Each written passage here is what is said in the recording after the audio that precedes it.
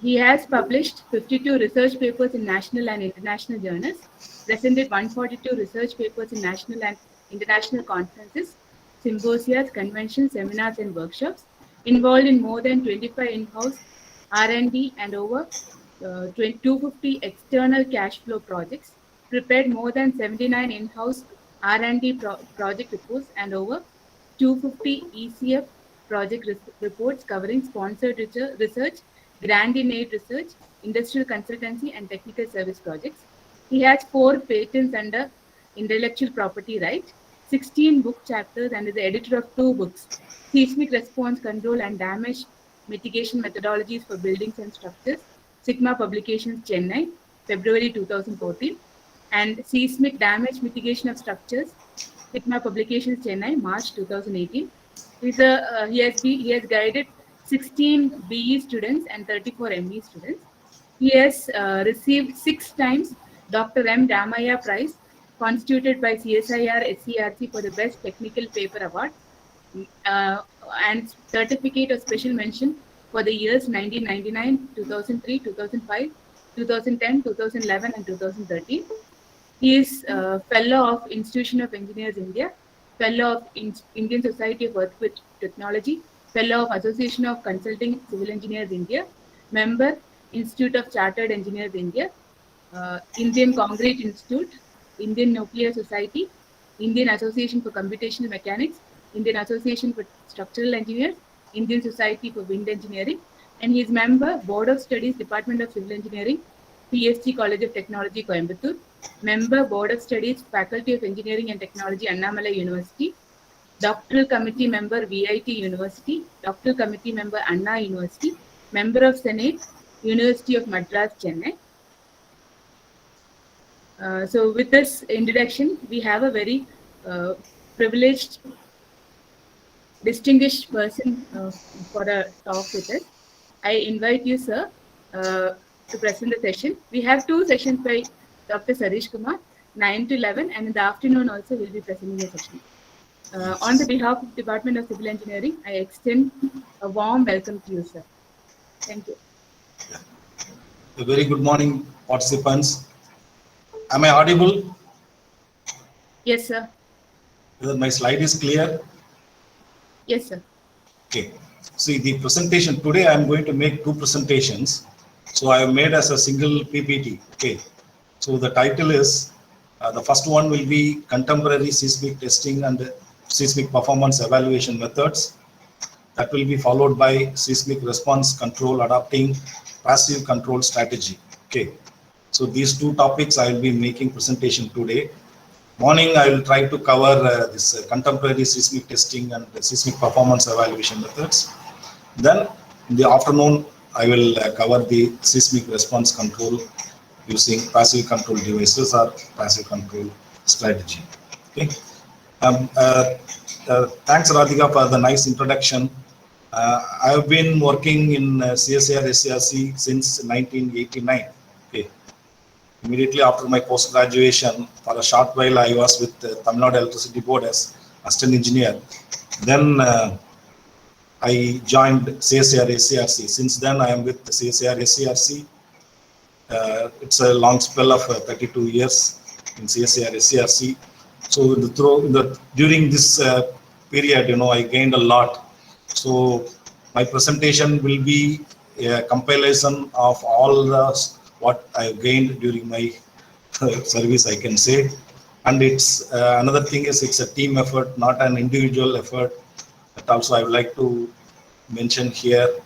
Now let us go to the presentation. Why this topic of seismic performance evaluation or seismic testing is required. Okay. Let us see, there is a research significance. Okay.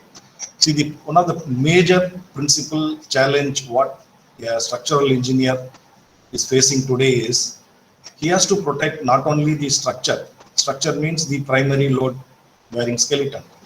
Okay. Apart from protecting the primary load skeleton or structure, he has to protect the content of the structure nowadays. Because nowadays, the content of the building, for example, I can say secondary systems. Secondary systems are now more important in a building. For example, you take a hospital building. For a civil engineer, it's a structure. But the hospital building, to remain functional, it has got so many secondary systems inside.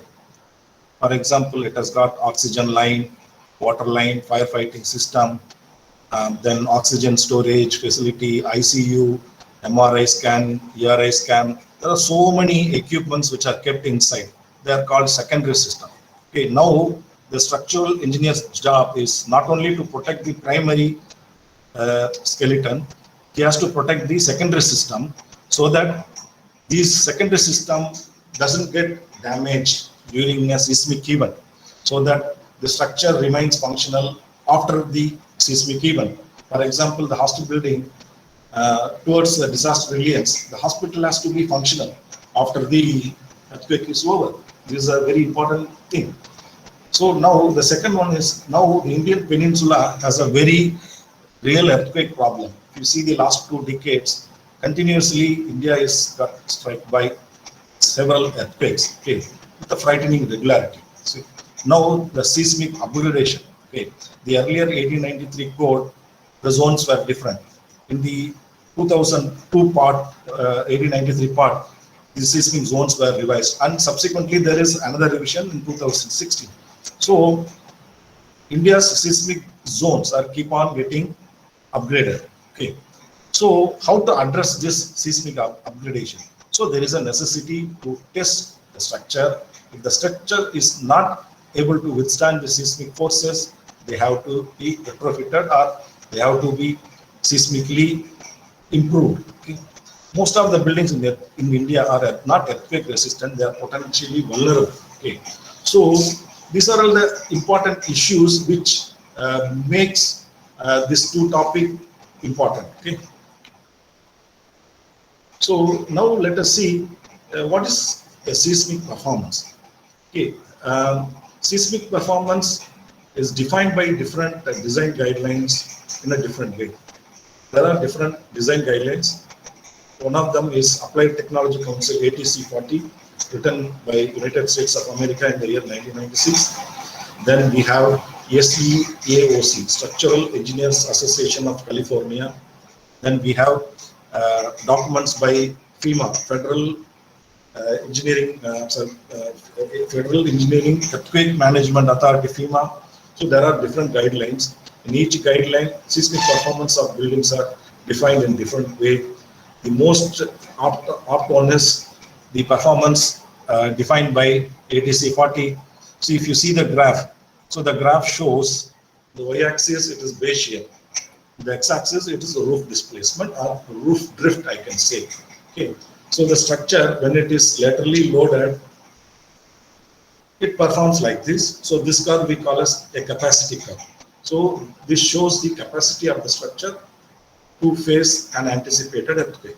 In the curve, there are different portions. The curve is divided into 3 or 4 portions, and each portion is given a different performance level. For example, if you see for immediate occupancy, so the maximum roof drift should be 1%.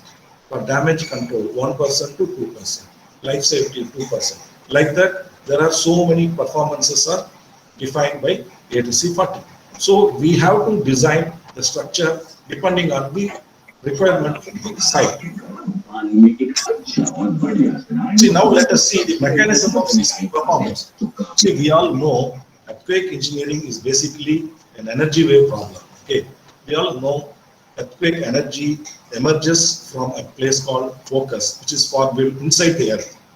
From the focus, the energy wave comes up to the top, to a place called epicenter. From epicenter, the wave front takes it gets dissipated in the lateral direction. See, this transformation or this wave propagation happens in the body wave as a body wave propagation or surface wave propagation. Since most of the civil engineering structures are founded on the surface, so we have to worry about the surface wave propagation. Okay. Again, in surface wave propagation, there are different types of waves are there. For example, we have P wave.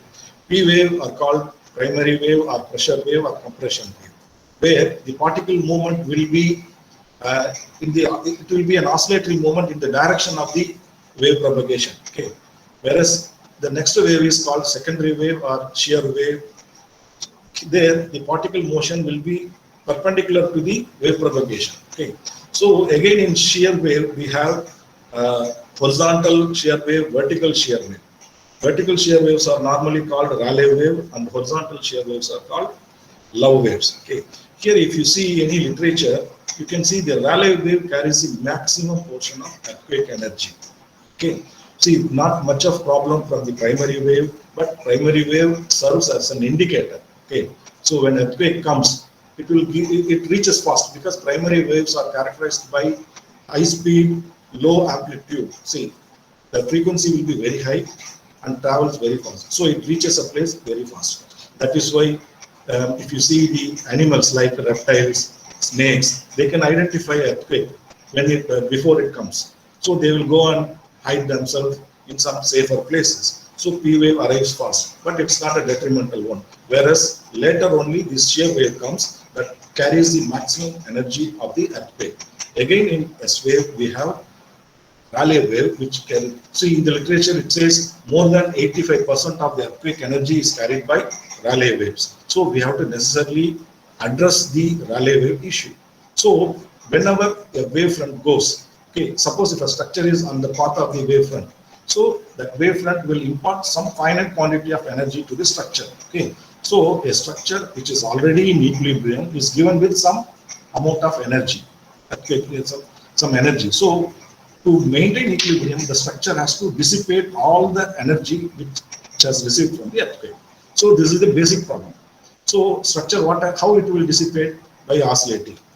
Oscillation means what? There is a work done. Work done means work force into distance. Okay, the structure literally oscillates to and fro. And we all know most of the civil engineering structures are made of brick and reinforced concrete. Okay, so these material are very good in compression, but very weak in tension. Okay, so in every cyclic loading, during compression phase nothing will happen, but in the tension phase there will be a loss in the stiffness. So for every cycle there will be a finite loss in the stiffness. After some number of cycles, the structure will lose all its tensile stiffness, so the structure will collapse. So to avoid that, we have normally reinforcement. Okay, so the structure has to tackle all the energy. So this is the basis for seismic performance. Okay, now let us see the energy dissipation. There is a definite energy dissipation demand for every structure that we can denote as E. So this is converted into 4 forms. Let me say the first two are, first one is absolute kinetic energy, the second one is elastic strain energy.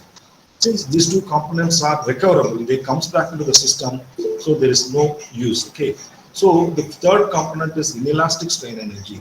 So this energy dissipation happens in weak plastic hinge. Okay, how the structure dissipates energy? By doing internal rotation of the structural members. For example, a beam, at the end of the beam you will have plastic hinge formation.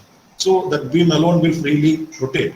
So by rotating, the energy gets dissipated. But what happens? These plastic hinges makes the structural skeleton weak. So the structure needs retrofitting or rehabilitation. Suppose if you want to avoid the damage happening to the primary load-bearing skeleton, we have to make the energy, earthquake energy, to get dissipated by some other mechanism. So we go for either supplemental damping devices or response control devices or base isolation devices. In supplemental damping devices, we can add fuse devices or damper devices within the structure at different elevation, so that whenever earthquake comes, the fundamental mode damping of the structure gets boosted up. So the structure responds less, so damage is also less. Then other mode is base isolation. In base isolation, it's nothing but it's a separation of superstructure and substructure by introducing an isolation in between.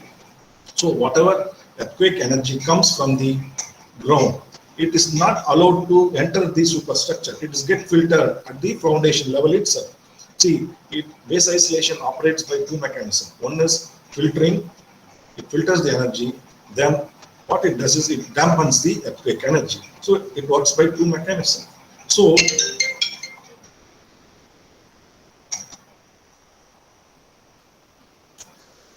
So what happens? So these are the four components by which the structure dissipates. So suppose if you want to avoid or minimize the structural damage, we have to concentrate on the fourth component, ED. So the whole lecture will be concentrating on how the energy is tackled by the passive control devices. Okay, let us see. Let us go to the next slide. So it's a typical spectral acceleration versus natural period plot. So it's a typical plot. Okay, it's a general shape of the spectral acceleration envelope. Okay, if you go to 1893 for 5%, this graph will be given. So this curve has got three portions. One is the linearly increasing portion. Then we have a peak plateau, then exponentially decaying portion. Okay. So unfortunately, most of the civil engineering structure we call as fixed base structure, they lie in the peak plateau. So what does it mean? It attracts maximum spectral acceleration from the earthquake. So maximum spectral acceleration attraction means the damage also more. How to reduce it? So we have to shift this spectral acceleration ordinate to either right hand side or to the left hand side. How can we do? This is possible by adding, stiffening the device structure using passive energy dissipation. If you add a device, the stiffness is going to increase. So naturally, the ordinate also is going to come down. This is one way of tackling the earthquake energy. The other way is make the structure flexible by introducing base isolation. Once isolation is introduced, the spectral acceleration ordinate is going to come like this. So what does it mean? It attracts less energy, less damage. The other way is add damping to the structure. So adding damping to the structure is effective in the stiffness controlled region as well in the inertial controlled region. So this is the mechanism in which the passive control and seismic base isolation works. Is it clear? Hello, participants? Yes, sir. Yes, sir. Good morning, sir. Yeah. Hello. Now let us see the architecture of seismic western design. So we have ductility or strength-based design. Earlier, how the earthquakes were dealt by making the structure more ductile. Earthquake means it's a cyclic loading. There's a finite number of cycles, like 500 or 600 cycles will be there in an earthquake. So the structure needs to be stable for that 500 number of cycles. So we all know it is poor in tension. So we have to improve the tensile capacity by improving the ductile nature of the structure. So the earlier concept was ductility based design by providing reinforcement following IS 13920. So we can improve the ductility. There are a lot of codes are available for ductile detailing, but the concept is if you increase the confinement of lateral reinforcement, so confinement we have to increase, and the percentage lateral reinforcement we have to increase. Excuse me. If we do so, we can improve the ductility. But this results in some amount of damage to the primary structure, which is not acceptable for certain class of lifeline structures. Lifeline structure, as I said earlier, whose functionality is essential even after the earthquake. For example, a hospital building, school building, communications systems, then bridges, all these structures needs to be remain functional after the earthquake. Okay, for them, this ductility concept is not adequate. So we have to go for response control based design. Okay, in response control based design, we are restricting the response of the structure to a permissible value.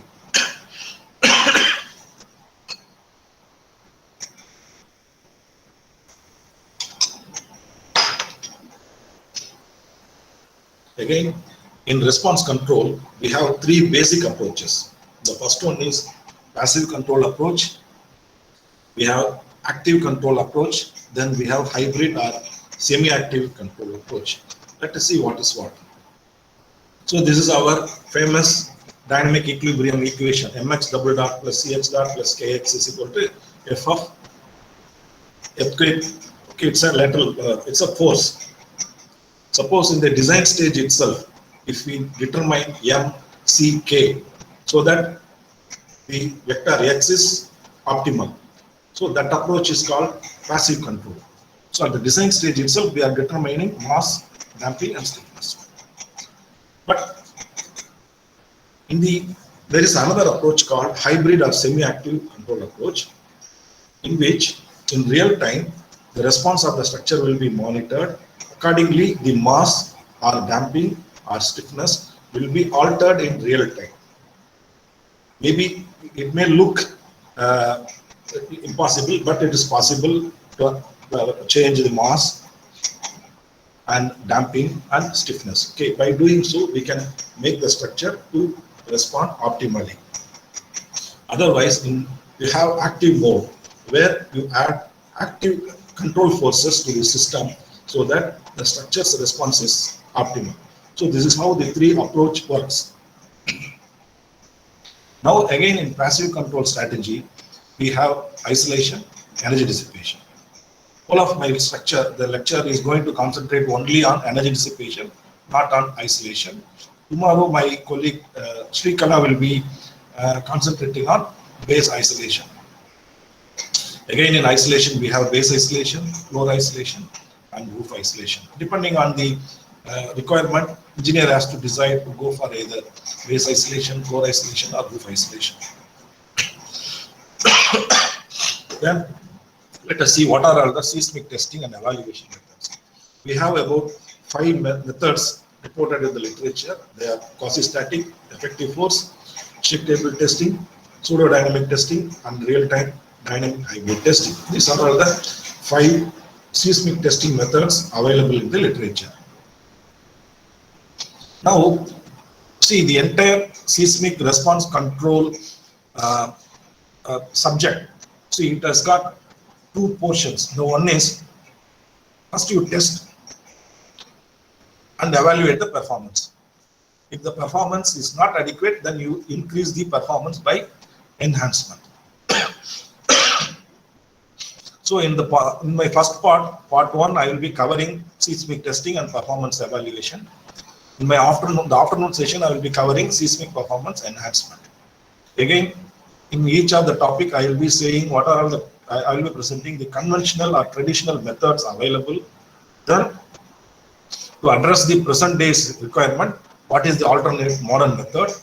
The second part also, I will be presenting an appropriate modern method for improving the seismic performance enhancement. Is it clear?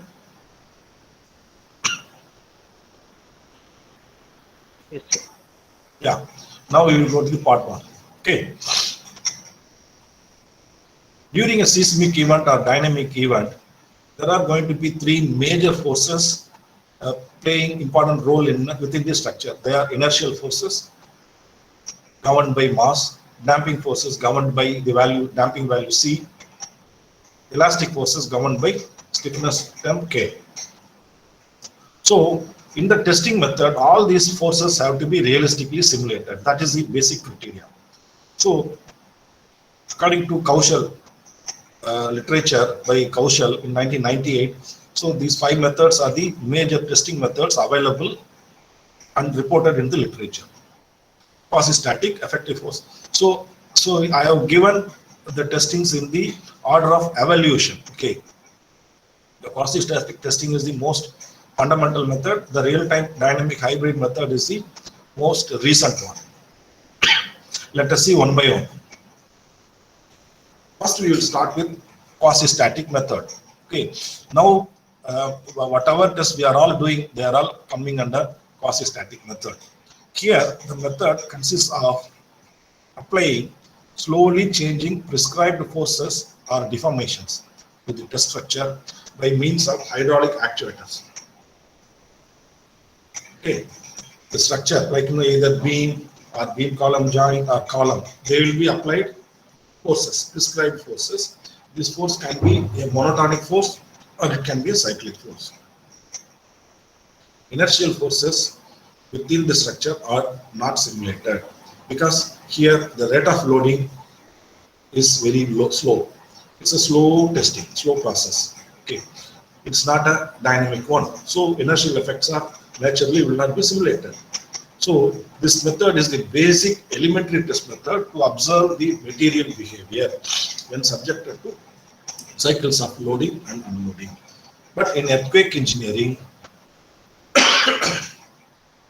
see, in order, suppose if you are developing a new metal, so a new methodology or a material to evaluate the characteristics of the material, how effective it is under earthquake loading, we have to necessarily go for quasi-static testing or cyclic testing. So it is ideal for seismic performance evaluation of structural members, elements, or components or joints. Okay, so this is not for a whole structure as a whole, but for the independent elements. So this is the most ideal method. So this can be a monotonic quasi-static, or it can be a slow cyclic test. Now, this is a pictorial representation of a quasi-static testing. Here, what you are seeing is a beam column joint. It's a beam column joint, and it is restrained with rotation here.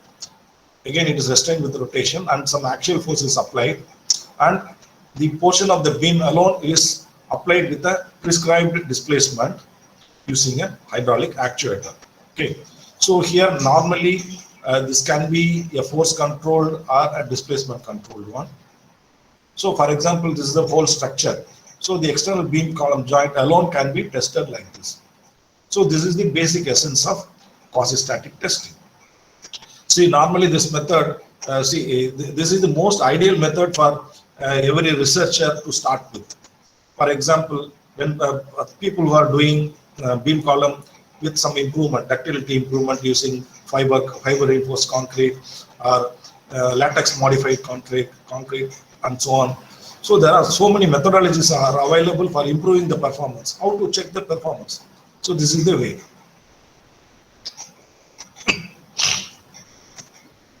Then we have effective force method. So here, from the name itself, you can identify it's an effective force or equivalent force.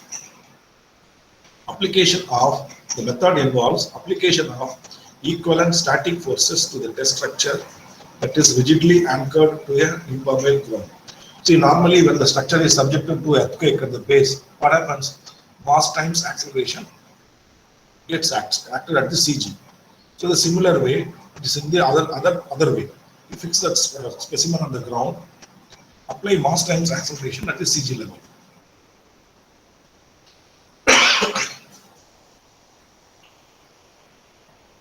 Applied forces are proportional to the prescribed ground acceleration and local masses. The deflections measured in the test specimen are, see, it's like, whenever a structure is subjected to an earthquake, the displacement observed at every degrees of freedom is the relative displacement between that particular point to the ground. So the displacement is that one. And this methodology is more ideal for seismic qualification of equipment, machinery, components which are used in nuclear power plants. Okay. Normally, in every nuclear power plant, there will be a lot of equipment, and for every equipment there will be a definite function. Okay, that equipment has to do that function during a worst possible earthquake, and it should be functional after the worst possible earthquake. So these are all called seismic qualification studies. Okay, so suppose this particular methodology is more apt for evaluating the seismic performance of components. This is the pictorial representation of effective force method. We have the structure and we are taking the beam column. So the whole structure at every degrees of freedom, we are applying the prescribed force using a static actuator. Okay, so the magnitude is equal to mass times acceleration from the measured response. So we have to get the load deflection curve. Okay, for a monotonic, it will be a simple curve. The area between the curve and the x-axis gives the energy dissipation.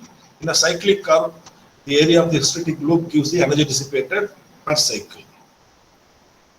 Now we have a shake table method. Here, the test structure is rigidly connected to the shake table.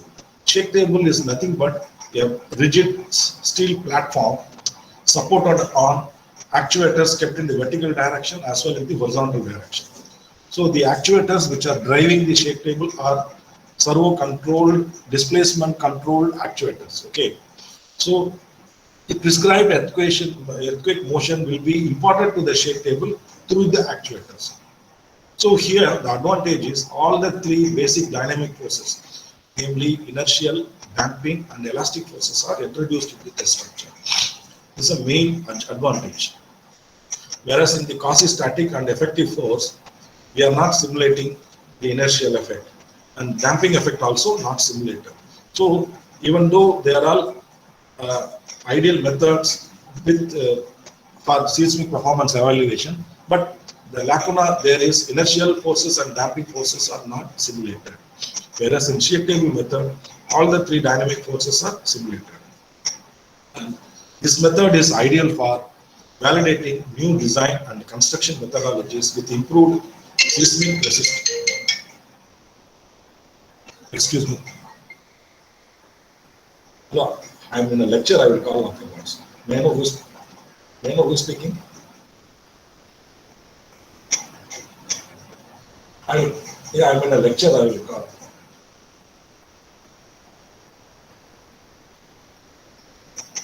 Thank you, sir. Thank you, sir.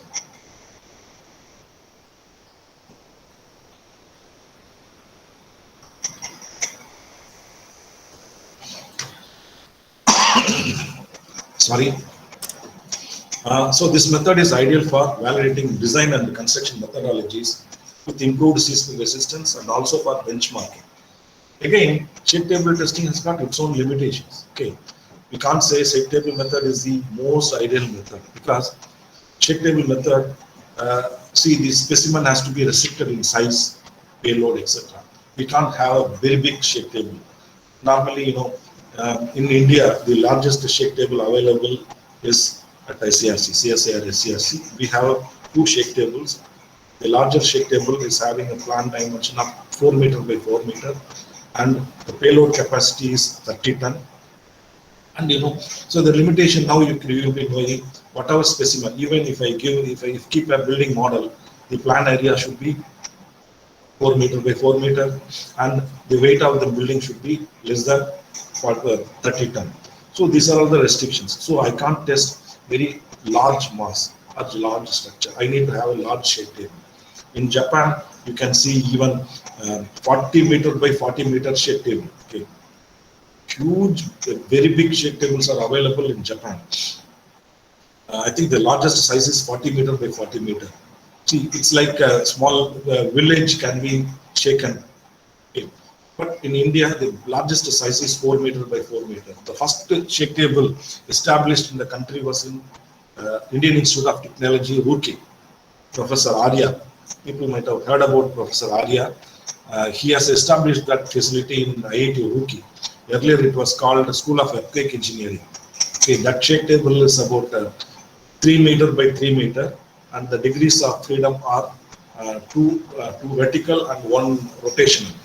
So that was the first shake table established in the country. Then that was followed by shake table of plan dimension 4 meter by 4 meter, so 3.75 by 3.75 with a payload capacity of 10 ton. That was established in Central Power Research Institute in Bangalore. That was the second triaxial or 6-degree shake table established in the country. Then the government of India was looking for a place to establish the largest shake table facility of the country. So they were looking for various agencies like IIT Bombay, IIT Delhi, IIT Madras. Then one among them was SCRC Madras. And since we were interacting with the Department of Atomic Energy, and we were supporting them for their own R&D activities in various aspects. So Department of Atomic Energy was very happy about the interaction, and they also supported SCRC in getting the largest shake table established in SCRC. So we have 2 shake tables. One is of 2 meter by 2 meter with a payload capacity of 5 ton. Another one is 4 meter by 4 meter with a payload capacity of 30 ton. So, and another uniqueness is these 2 tables. See, availability of 2 shake tables parallelly, simultaneously is another uniqueness of our facility. And another thing is, these 2 tables can be operated in synchronous and asynchronous mode. For example, synchronous mode means both the tables will behave as a single table. So even larger specimen, I can keep spanning the two tables and I can do the testing. So that possibility is there. Another possibility is asynchronous motion. Both the tables will be operated independently. So the table motion will be totally different. Okay, this is called asynchronous motion. This is normally used for multi-point excitation. For example, bridge. You take a bridge deck. One deck or one end of the deck is supported on one pier, other end is supported on another pier. Basically, it is founded on soil. So naturally, when earthquake hits, the earthquake characteristics will be different for both the piers. So the deck will be subjected to two different type of earthquake motion. How to simulate? So our table is more ideal. Then, for example, you take a tall building. The building, you have a system. For example, a pipeline which is running in the vertical direction and supported at different elevation. Okay, when earthquake hits at the base, whether the earthquake motion will be same at every support? No, they are not going to be. So they are called, at the ground it is called ground response spectrum. At the higher levels it is called flow response spectrum. So for simulating such motion, our table is more ideal. Okay, so these are all some advantages and as well as disadvantages for shake table testing. It's a typical pictorial view of the shake table method. Here you have the prototype structure or model structure is kept on the shake table, and it is again supported on vertical actuators as well as horizontal actuators. So these actuators will displace the table as per the required earthquake motion. Now we will switch over to pseudo-dynamic testing method. So in my lecture, I will be concentrating only on this method, pseudo-dynamic testing method, because this is the most recent method which is picking up in India. So SARC was the first to establish this facility. So I was the key person in establishing this facility, and my PhD topic also in the same area. So there is another method called hybrid testing method. It's a combination of pseudo-dynamic and the shake table method. This is yet to pick up in India. So let us see what is pseudo-dynamic test method.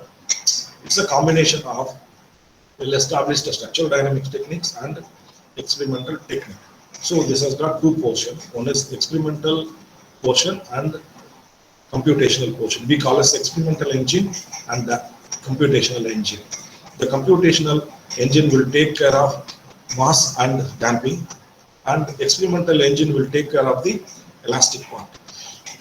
So it's a partly mathematics and partly experimental.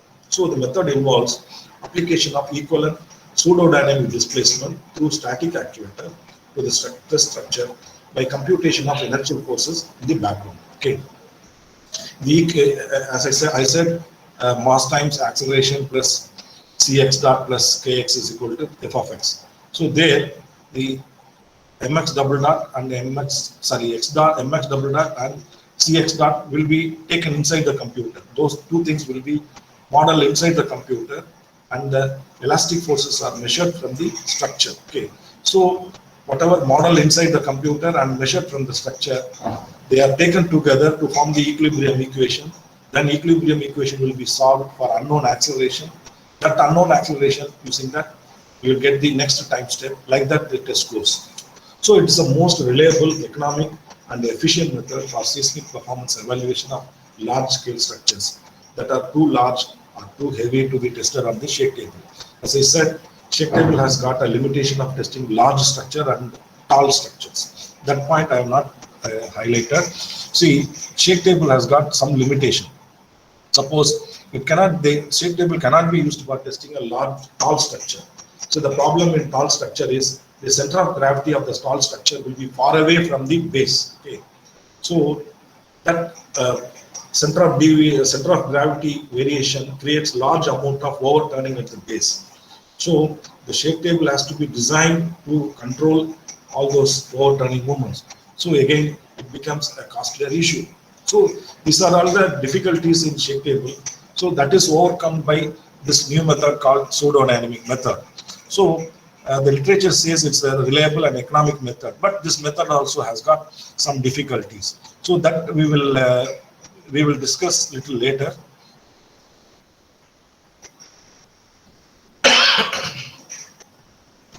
Now, this is a pictorial representation of a pseudo-dynamic testing method.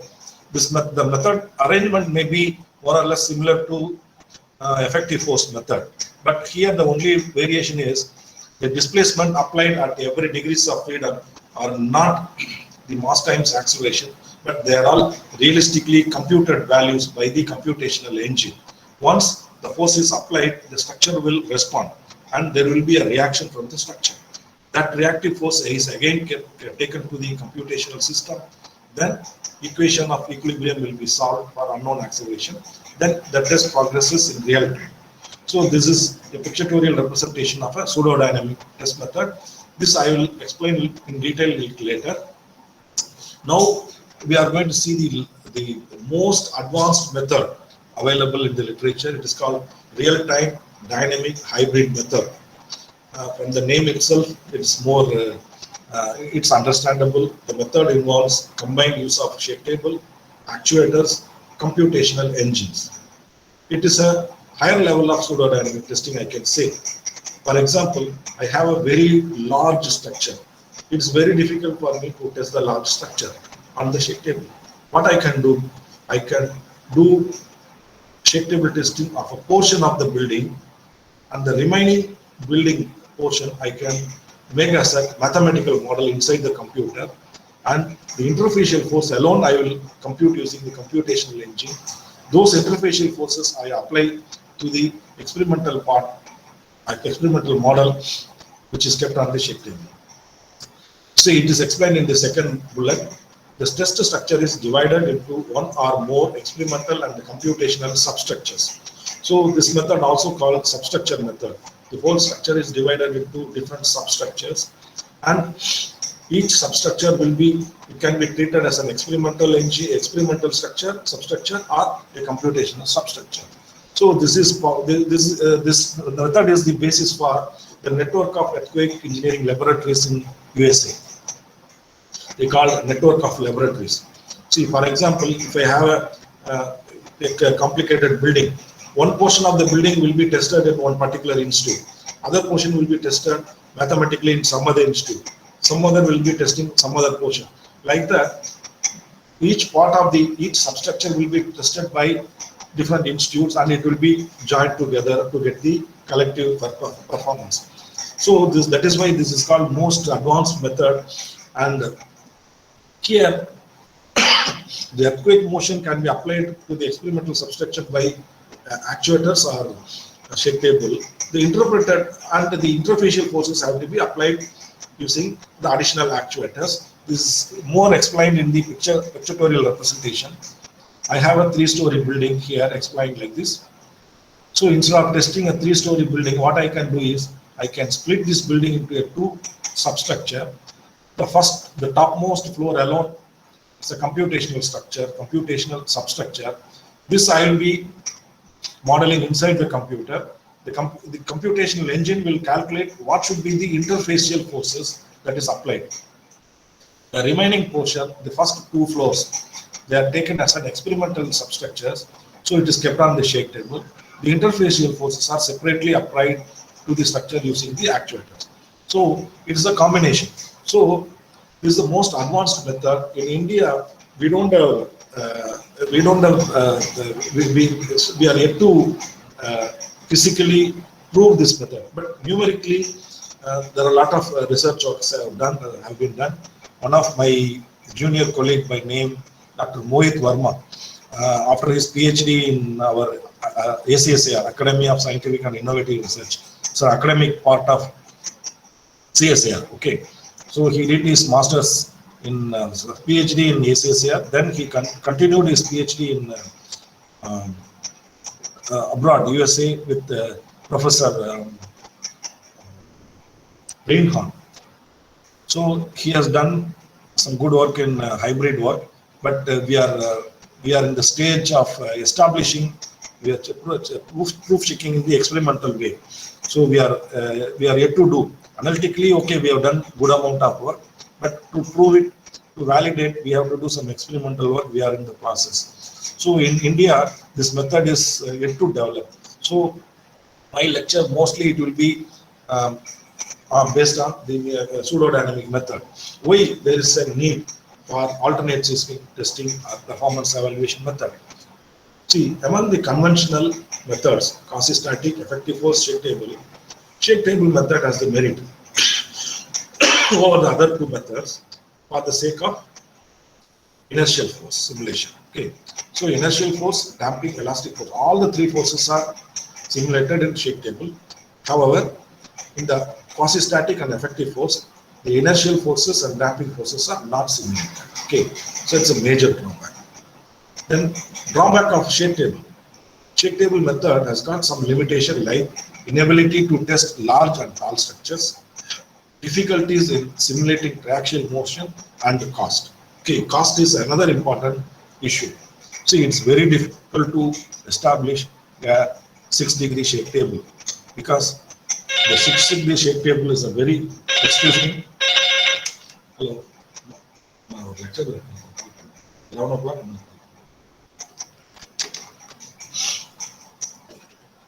So establishing a shake table is not an easy task. It's a very it's a mammoth task, I can say. The shake table facility established in CRC, it costs about something like 25 crore. The whole project cost was something like 40 crore. Out of the 40 crore, 15 crore alone went for the civil structure, and the remaining 25 crore was spent for establishing the facility. And the second thing is, it need a dedicated electrical, electronical, and mechanical team to maintain it. See, in SCRC, the maintenance cost of our actuator it goes up to 60 lakhs per year. So just imagine the maintenance cost is 60 lakhs per year. So to maintain the facility, I have to earn at least 1 crore a year. So earning 1 crore in a year is not a easy job for a lab like SCRC. Okay, so simple uniaxial shake table, okay, they can be established, but they also incur large amount of maintenance. So there are difficulties in establishing a shake table facility. So there is a need for an alternate seismic performance evaluation method like PSD method as a replacement for the traditional shake table method. So this is what the essence of concentrating on PSD method. Now let us see, before going to that, and there are in the literature, okay, the literature ends here at 2010 because at that time only I have finished my PhD. So the literature ends here, but however, there are some more literatures are available. So these are all the different authors have done a good amount of analytical and experimental work on seismic testing and performance evaluation. And in hybrid method, there are so many people abroad who work in this topic, like, starting from Mahin and Shin to Marriott et al. There are some recent literature by Mohit Verma and Metropolium Sivaselvan and his boss, his guide, Professor Reen Khan. There are a lot of literature available right now. So suppose if you go through the literature, most of the seismic performance evaluation studies are based on conventional quasi-static, effective force, and shake table method. Very limited literature is available on pseudodynamic method. Then most of the recent PSD studies related experimental investigation, they are based on central difference and the Newmark explicit formulation. Okay, and limited studies only reported on Newmark implicit formulation or PSD application. So there is a need to look for an alternate seismic testing and performance evaluation method. So at that stage, we have identified pseudodynamic testing method as one of the potential candidate to replace shake table and the other two methods. Basically, this pseudodynamic testing method was introduced by a Japanese scientist for automobile application. Okay, so the method combines computational and experimental techniques for evaluating the seismic performance of structure. Basically, it's a hybrid method because it uses both experimental and computational engines. So after Takanashi, the method was deployed to civil engineering structure for evaluating the seismic performance. So the method relies on modeling inertial and damping forces computationally, while the non-linear restoring forces are measured manually. So this is our conventional equilibrium equation. You can see the this is a damping term, this is an inertial term. So the stiffness term Kx has been replaced with Rx. So this we call as restoring force or reaction force. Okay. Normally these two terms are clubbed and it is modeled inside the computer. Okay. So this is called computational part or computational engine, and this part is the real part which we are measuring, which are going to measure from the structure, the reaction from the structure. Okay. So using these two, the equilibrium equation will be solved for the unknown acceleration for a given time step. Using the unknown acceleration, the displacement step for the next iteration will be computed. The test will progress in real time. The method assumes restoring force is the only source of nonlinearity. Okay. So another important point of pseudodynamic test. The basis. The method combines the feature of quasi-static testing, shake table testing, and the numerical time history analysis. What we need to have is the method involves application of prescribed static displacement to the test specimen at the prescribed degrees of freedom, so that the displacement applied is equal to the relative displacement as if the structure is subjected to a real earthquake. Okay. At every degrees of freedom, the displacement controlled actuator will apply a displacement that is equal to the relative displacement when the structure is subjected to a real earthquake, that is computed mathematically. Okay. The method requires displacement controlled static actuators with excellent hydraulic control requiring tight tolerances in the applied displacement and measured restoring force from the test specimen. This is another important point in pseudodynamic testing. This results in a lot of amplitude error in testing. So this was my key topic for my PhD area. So what are the steps involved? A suitable, excuse me, hello. Okay.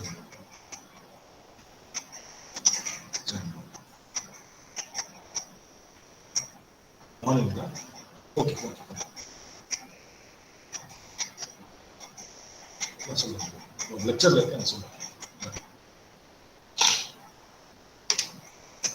sorry, I will get frequent calls like this. Don't mind. The suitable time stepping algorithm computes a displacement step, which is subsequently imposed on the test structure by means of computer controlled servo hydraulic actuators. So we need a time stepping algorithm. So there are Wilson theta method, Newmark's time stepping algorithm, a lot of time stepping algorithms are available. This algorithm, using time integration method, it will compute the displacement step based on the earthquake input to be applied on the structure. Then it will instruct the actuator to push the structure. Once the structure deforms to the applied displacement, there is going to be a reaction from the structure. That restoring force is measured. Okay. Then assumed mass, assumed damping, and the measured elastic force, equilibrium equation will be solved in a particular time step. Okay. Then using the next displacement step, using the unknown acceleration, the next displacement step will go.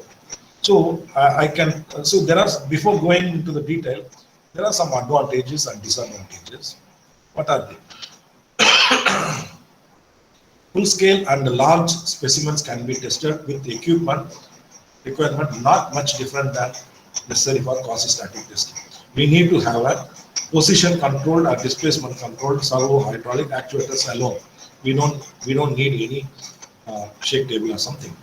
Controlled testing speed allows for data acquisition from extensive instrumentation with modest electronics and careful recording of important information such as trajectories. See, the advantage of pseudodynamic test method is, since this method do not progress in real time, okay, it's a very slow testing method. So test progresses very slowly. So it's very easy for us to observe the close behavior closely. It's very easy to closely observe the behavior of the structure. For example, at what load crack initiates. how the crack propagates. Okay, all those things can be closely watched. Okay, and another thing is test can be stopped and started at any time. Okay, sharply by 9 o'clock I can start the test. I can close the test by 5:30. The next day morning 9 o'clock I can start from the place where it stopped. Absolutely, there won't be any problem. This is another advantage of pseudodynamic testing. Since mass and damping are numerically modeled, mass need not be simulated in the physical structure. Then this method is the basis for the next level testing called hybrid testing. There are some disadvantages. Error propagation. So this error propagation I will explain a little later in detail. So this is very serious phenomena in pseudodynamic. So we have to be very careful about the time stepping, all those things. Then the nonlinear behavior, sensitive to strain rate, cannot be reproduced. What is this? See, since the test doesn't progress in real time, it progresses slowly or normal time, real time.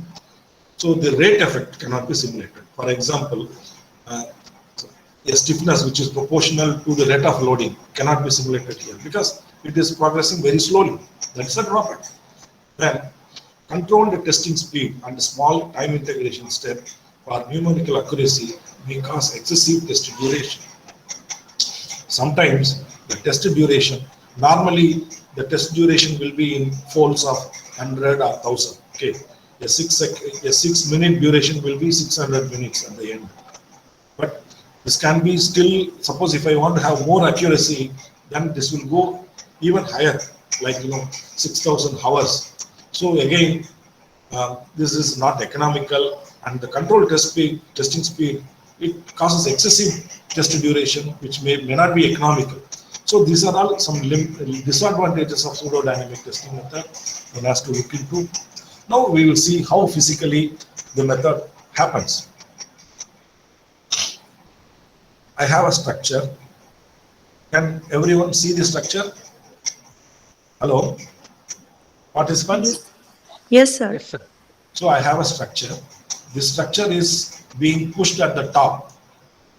So now I have a single degree SDOF approximation. Here the displacement is only at the roof. So the actuator, this pushes the specimen to a prescribed level. Okay. So then the roof displacement is being measured using an LVDT, and once the structure deforms fully, there is going to be a reactive force from the structure that is going to be measured by a load cell. Okay, I have a computational engine. This computational engine computes the displacement increment to be applied to the structure. So this happens in one time interval. Okay, in delta t, this has to happen. Okay, for one time step. So again, this instruction is given to the experimental engine, which consists of PI controller and servo valve. This experimental engine instructs the actuator to push the specimen. Okay, once the specimen deforms, so it is being measured by the LVDT. The displacements are measured and taken to the computational engine as well to the experimental engine. Okay. Then parallelly, the resistive forces also measured and taken to the experimental engine and to the computational engine. Here, using these two input, again, the mathematical engine computes using the equilibrium equation what should be dn plus 1. So now the next time step. So dn plus 1 is what? Based on these two information, it computes. Like that, it goes in cycle. Okay. So this is a general pictorial representation of a pseudodynamic testing method. Okay. Here, for this method, we need a time stepping algorithm. Okay. In literature, we have central difference method, Wilson theta method, and Newmark method. See, generally, 99% of the pseudodynamic testing algorithm are formulated using Newmark method. Okay. In Newmark method, most of the time stepping algorithm are explicit due to the unknown nonlinear structural restoring forces at the end of any time step. This is a problem in pseudodynamic testing. So this results in undesirable displacement iteration at any time step, leading to partial unloading. So we have a typical Newmark implicit relation. Any mathematics book will give. So dn plus 1 is equal to dn plus delta t times dn plus half minus beta delta t square times an and beta times delta square an plus 1. You see the dn plus 1, this expression is called displacement predictor. This displacement predictor has got an plus 1. This is unknown in a given time step. Okay, this is the problem in pseudodynamic testing. Then the next expression Vn plus 1 is equal to Vn plus 1 minus gamma delta t times an gamma delta t an plus 1. So these two expressions don't have, so we don't know an plus 1 for a given time step. So again, we have two formulations. One is constant average acceleration formulation. We have linear variation of acceleration formulation. For these two formulations, gamma takes the value of half and beta takes 1/4 for average acceleration. Excuse me. Hello. Doctor?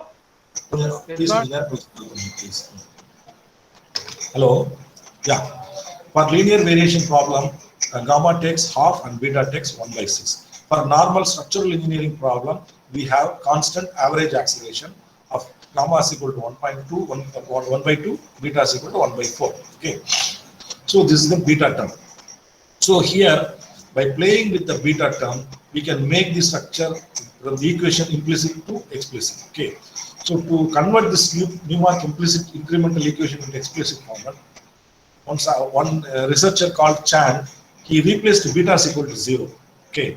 Then the expression gets reduces like this. So these two expressions are called explicit equations.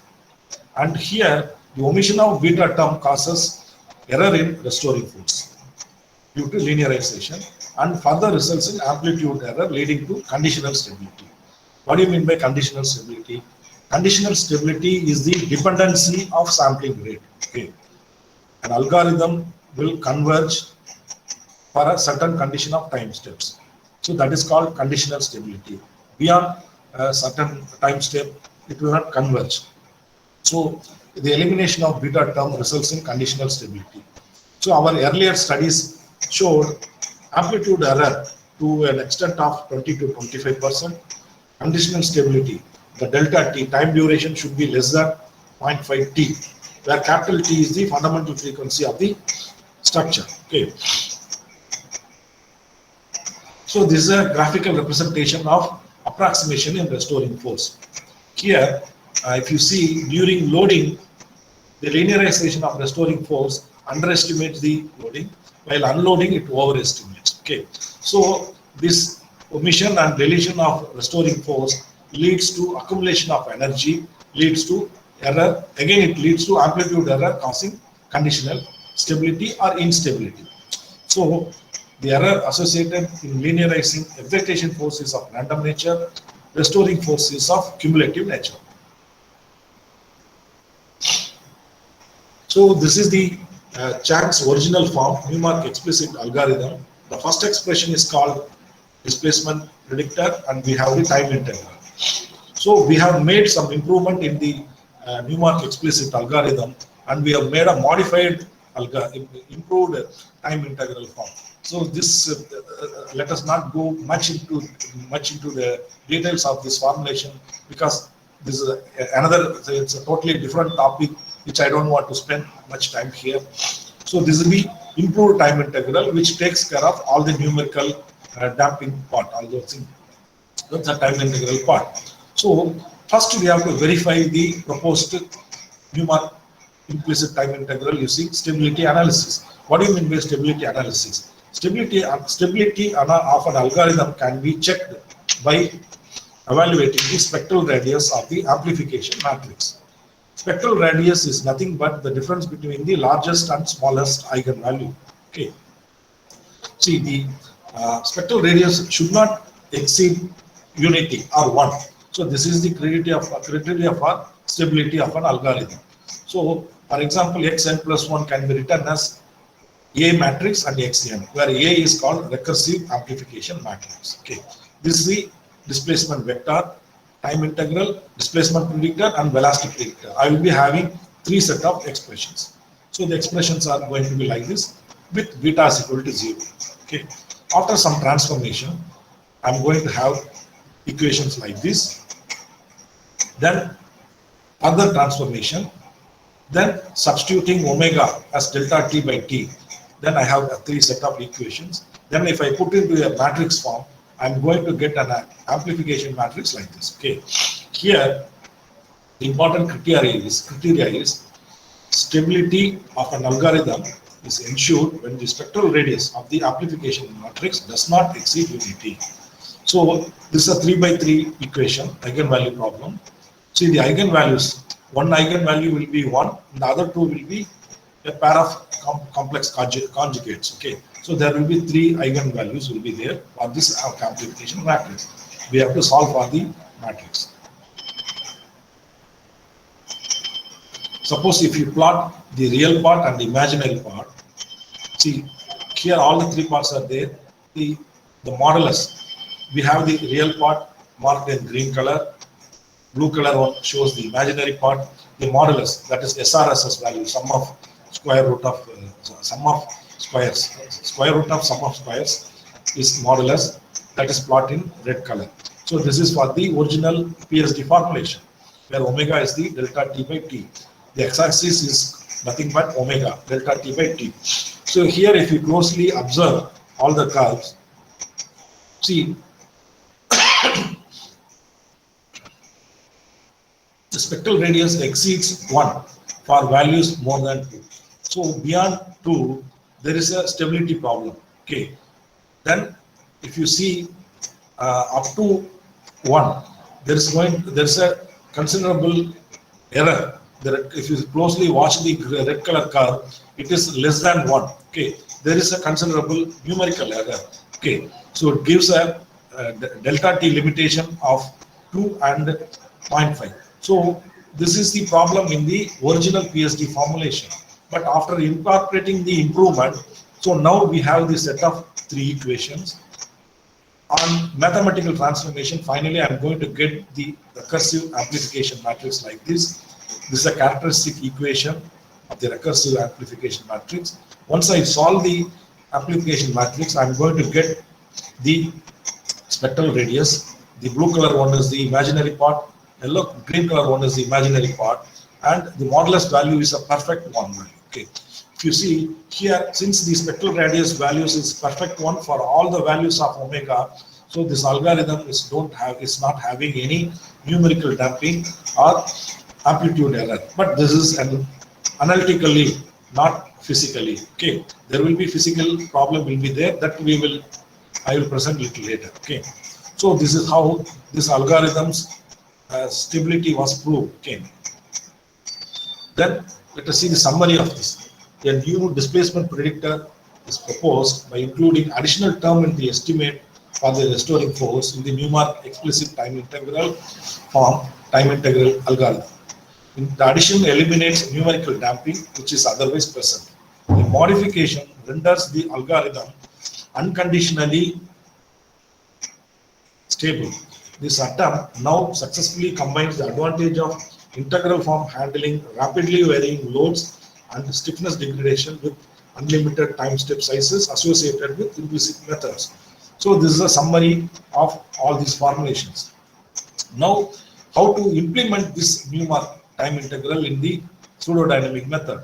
So we have developed a algorithm called adaptive predictor character algorithm. Okay, now let us see how it works. So this is the algorithm, adaptive predictor character algorithm. We have the system equilibrium equation, m a n plus 1 plus r n plus 1 is equal to f n plus 1. This is for a given time step. So we have a velocity predictor and we have a displacement predictor. Here, this is a full term. Okay, this is a displacement predictor. Then by rearranging the equilibrium equation like this, we can write in terms of a n plus 1. And I'm substituting this a n plus 1 in the displacement predictor. So this is the equation I'm going to get. To solve in the real time, what I'm doing is I'm clubbing certain terms and I'm calling this as dn plus 1 term. Okay, this is called predictor displacement. And this term I'm called beta. So this b is a constant. This is known for a structure. Okay, B is known, mass is known, delta T, everything is known. Here Dn plus 1, every parameter is known. The only unknown is Rn plus 1. That alone will be measured from the real structure. So we have introduced a new term called corrective deriving parameter, which is called E.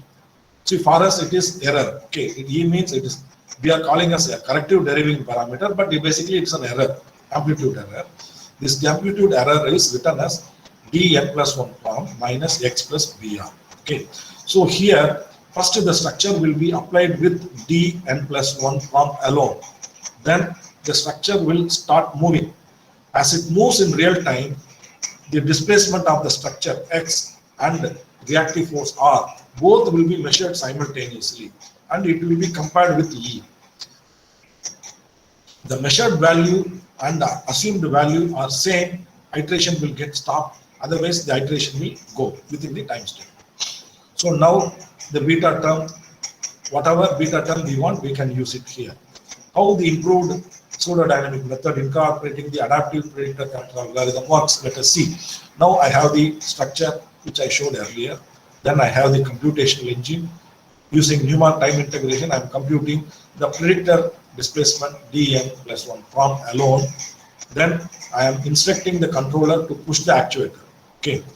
As the actuator pushes the specimen, the displacement, the response of the structure in displacement as well the load, it gets changed.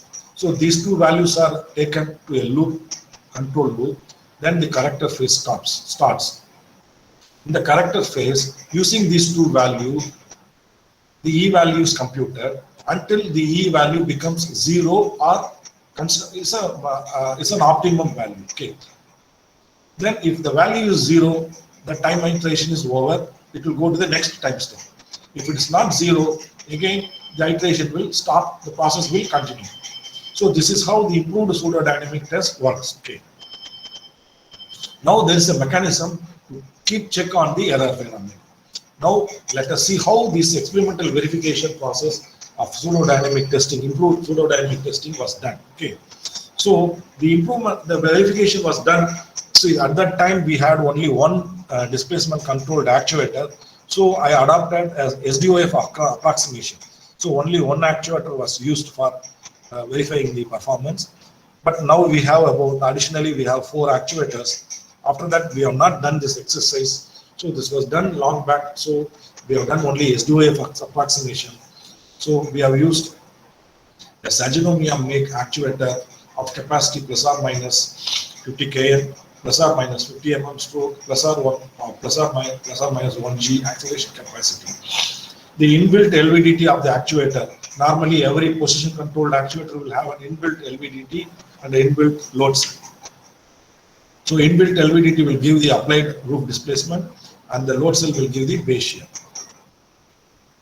Then the parameters identified in the experimental verification program are the corrective deriving parameter E value. We changed from 1% to 10%. Okay, so we wanted to have what is an optimum value beyond which there is no point in increasing. Suppose if I want to have 1% accuracy, at what cost? If I want to have 10% accuracy, at what cost? That I want to check. So we have chosen 1, 3, 5, 7, 10%. Five different values for the parameters. Okay. Then we found 5% is the most.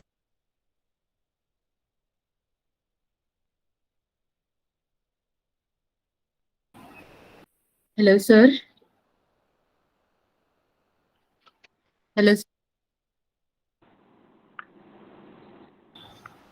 Hello. Excuse me, sir. Hello, sir. Hello, sir. So you're muted, sir.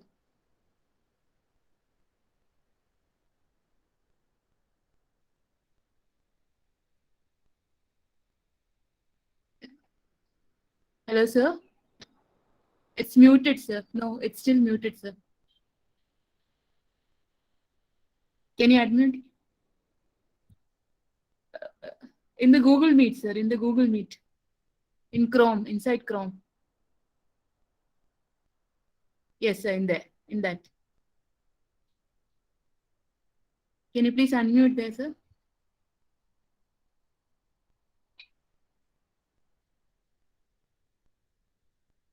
Can you unmute there, sir? Oh, sorry, sir. I don't know how it happened. I don't know. Yes, sir. Thank you, sir.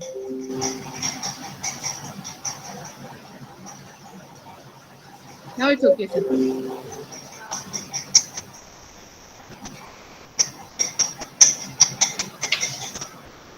Yeah. See, so in the verification program, we have chosen different parameters. Okay. What are the influences of these parameters on the time duration of the PSD testing? So first we have chosen corrective deriving parameter error, starting from 1%, 3%, 5%, 7%, and 10%. We found 5% is the most optimum value. Then what is the effect of earthquake input? PGA value, peak ground acceleration. We have three representative values, 0.05, 1G and 0.15G. Then effect of supplemental damping. See how the supplemental damping affects the PSD duration, testing duration. That also we wanted to check. So these are all the three parameters we have changed. Now selection of earthquake input for the testing verification.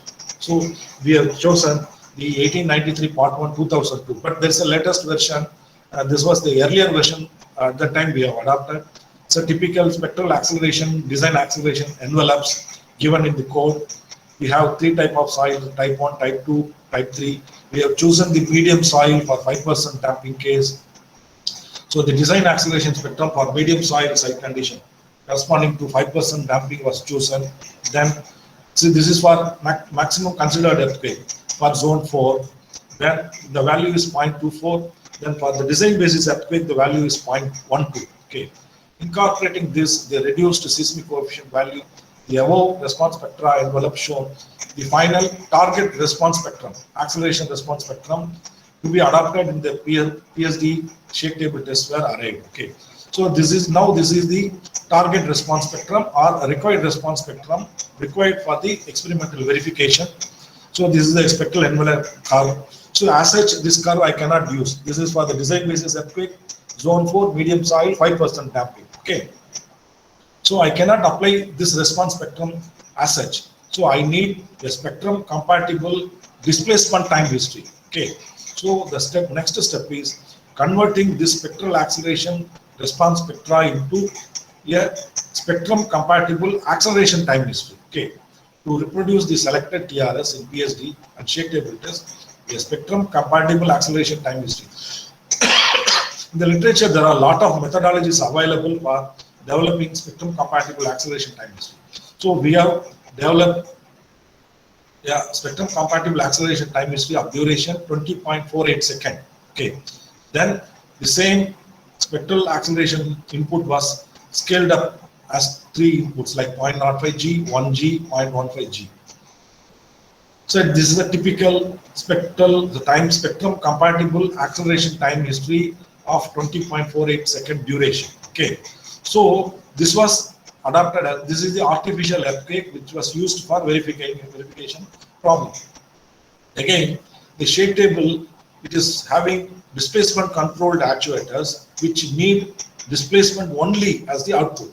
Okay, but now I have acceleration, but I need displacement. So this curve has to be doubly integrated to get the spectrum compatible displacement time history. So now we have the acceleration input like this. So this has got 20.48 second duration and 4096 points, data points. Okay.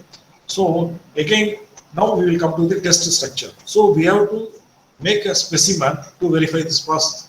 So we have to identify the fundamental period for this test structure. So I have to identify the test specimen in such a way that it is not influenced by stiffness or inertia. So I have to make the structure's fundamental frequency to lie in the peak plateau. Okay. So in the code, the peak plateau is from 0.167 second to 0.1 second, which means 6 hertz to 10 hertz. That is the peak plateau. So I have to design a structure such a way that the fundamental frequency lies in that peak plateau. Okay. So like that, we have chosen the some trial frequency we have to take. So we have chosen something like 6.5 hertz or something. I will tell later. So then again, due consideration was given after adding the damper devices, how much again the fundamental frequency should not shift from 1.82 hertz to 10 hertz. Okay. Now this is a test specimen which is having a height of 2.7 meter. Each story is 0.9 meter. It's basically made of IS rolled steel sections with RC floor at every floor. So, and this floor is made with provisions to add additional masses. Okay, I can add mass. So let us see the description of the test structure. For conducting this, so this as I said, so for conducting the shake table test, we have used the 2 meter by 2 meter table, and the capacity is 100 kilogram to 100 kilometer, or plus or minus 150 mm stroke, etc. The structure is a 3-story single base structure having overall height 2.7, story height 0.9 meter, plan 0.93 by 0.93 meter. Okay. Using standard rolled steel section, the method was the frame was designed and fabricated, and we have added rate independent PET devices. So this I will talk in the afternoon session. Rate independent means the stiffness and damping of the damper device is independent of the earthquake frequency. Okay.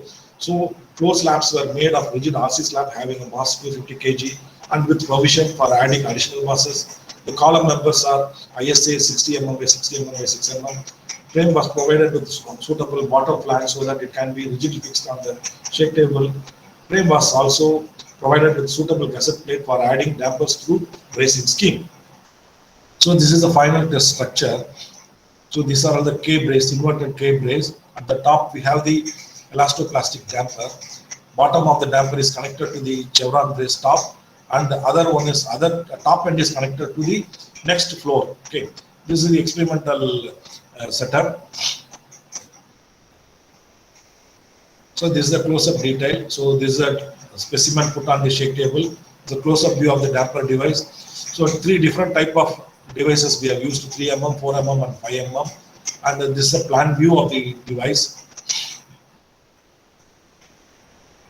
Then these are all the description of the retrofitted structure. Okay, the modulus properties, so let's say yield stress, modulus of elasticity, strain hardening rate, all those things we have evaluated for the material used in the structure. Then it's a typical view of an elastoplastic device. This I will explain little in detail in the afternoon session.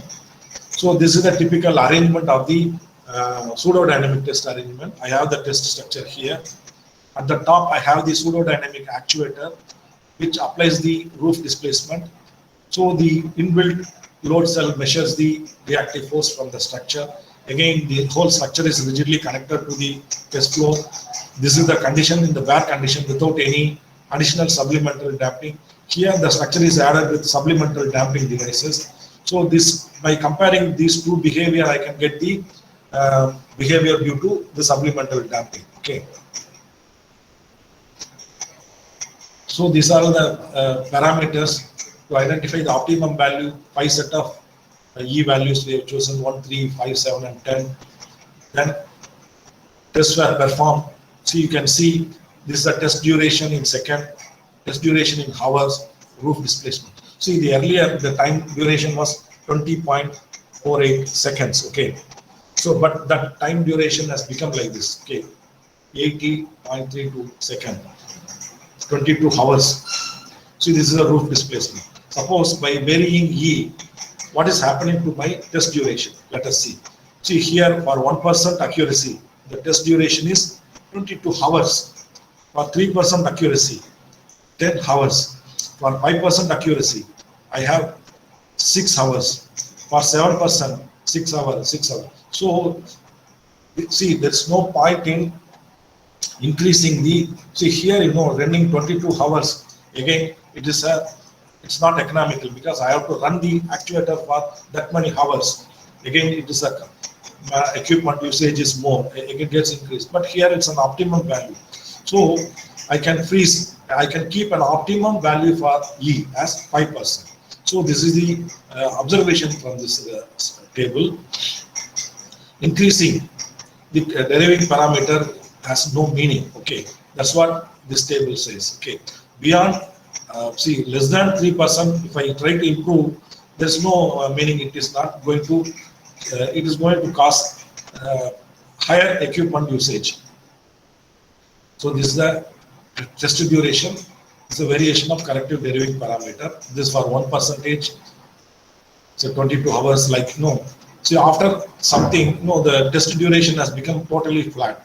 So we can keep 5% as the optimum value. That is how we have chosen in this study. Okay. So this is the synthetic acceleration time history we have given to the structure. Okay. So this consists of 4096 points. Duration is 20.48 seconds. So this is a in between screenshot. Okay. The top one shows base shear. The bottom one shows base shear. Top one shows the roof displacement. So at the end of the test, they are going to look like this. So here the important observation is the 20.48 second duration of input acceleration time history took about 22,118 seconds, which means 6.14 hours. Approximately, it is 1080-fold increase in the test duration. So this is the, I can say, by means it is some mean it is advantage, by some way it is disadvantage. Disadvantage in the sense more equipment usage, more time than this accuracy. Advantage side, it's a very slow process. Test can be stopped and restarted at any intermediate time. Okay, sharply by 5:30 evening I can start the test. Nothing will happen.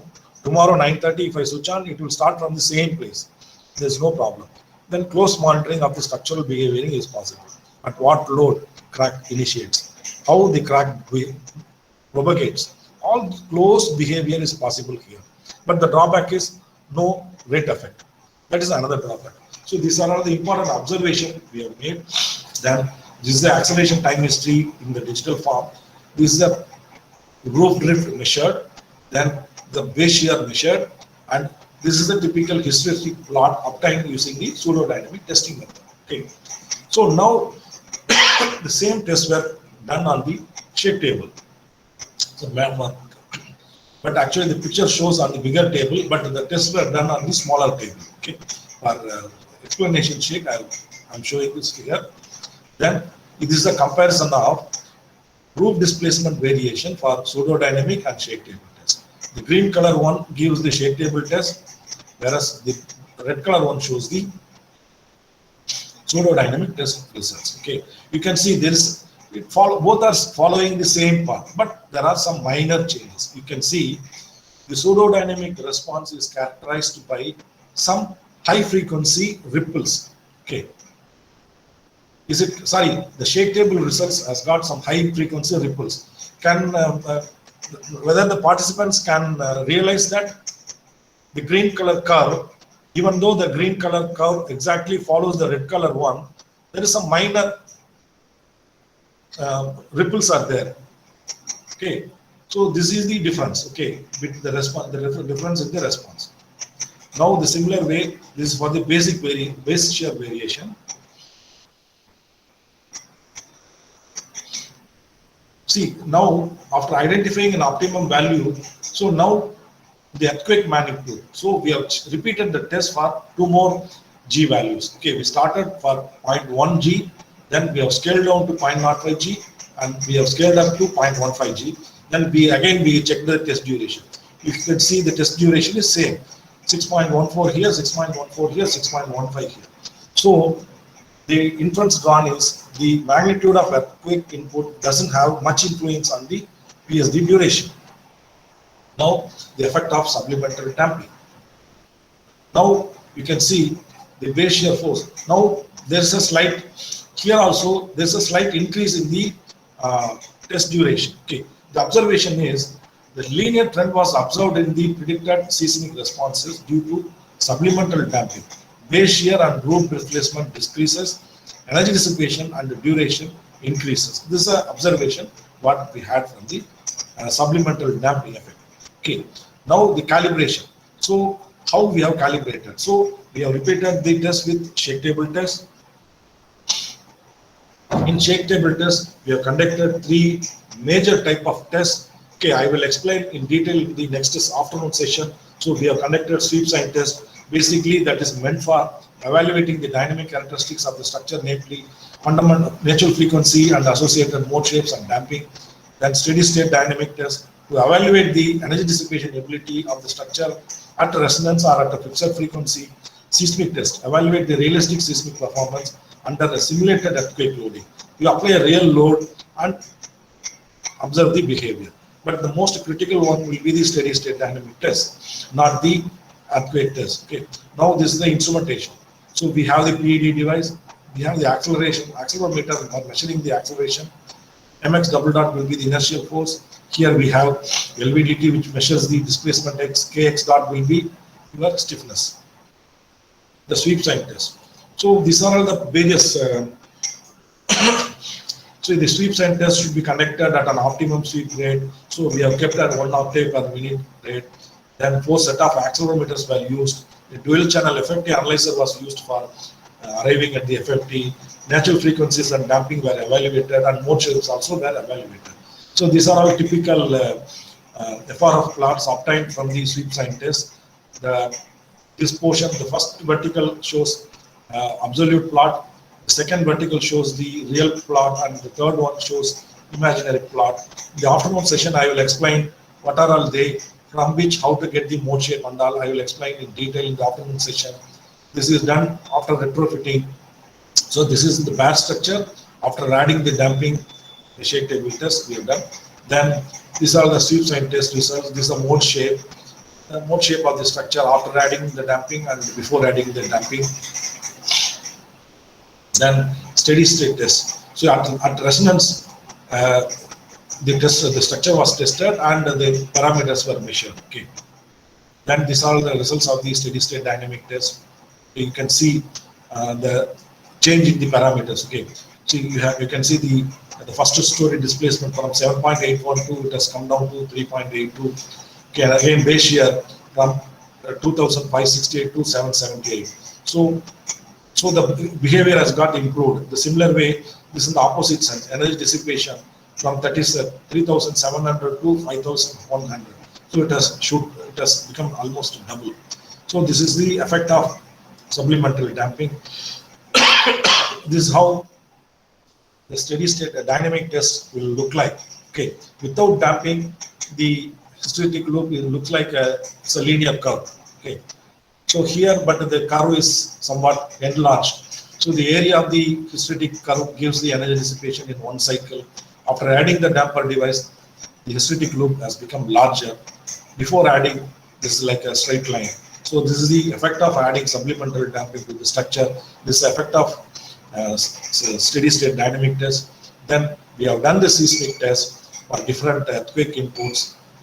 Then we have measured all those values. You can see these are the comparison. The comparison gives the bare condition, retrofit condition, energy dissipation from 334, it has gone to 920, like that. So for 3 different earthquake inputs, these are the observations. It's a typical seismic test result. So the acceleration, spectrum compatible acceleration time history got doubly integrated to get the displacement time history. Then again, it was given to the shake table. And this is the base shear versus roof displacement hysteretic curve. And this is a comparison. This I have shown little earlier. Now also again I'm putting. So now let us see some important observations. So these are all the results of the pseudodynamic test. And these are all the errors. You can see the maximum error in the base shear has got 7.33 and the energy dissipation is 13 point. So here the error is considerable in evaluating the energy dissipation characteristics because I have adopted only a single degree approximation. If I use more actuators, like more degrees of freedom, I can bring down this error. Okay, this is the order of error which we have faced in pseudodynamic testing.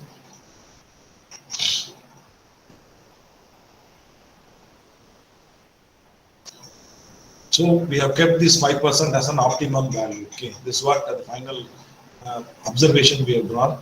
The important observation from the study are So it is observed that the improved pseudodynamic test method estimates the roof displacement and base shear fairly well. Okay.